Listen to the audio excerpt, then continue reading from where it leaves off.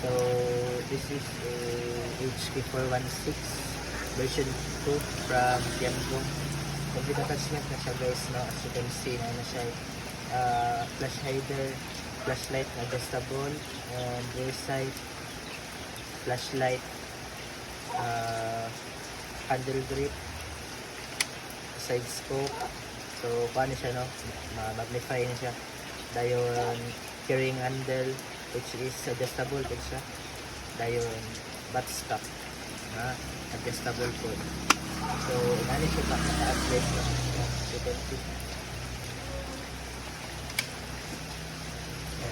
Yan na siya kataas. So muna siya ang pinakataas na unit sa Tiangong, ang HK416. Dayon ang iyahang mag is dili siya prime mag ang version 2. Paano lang siya kanang imo lang siyang i-pump dire. So manual siya, dili siya prime mag, walang naka-disadvantage sa iya ha. So para to, no? Dayon also na po din siya dire glow back.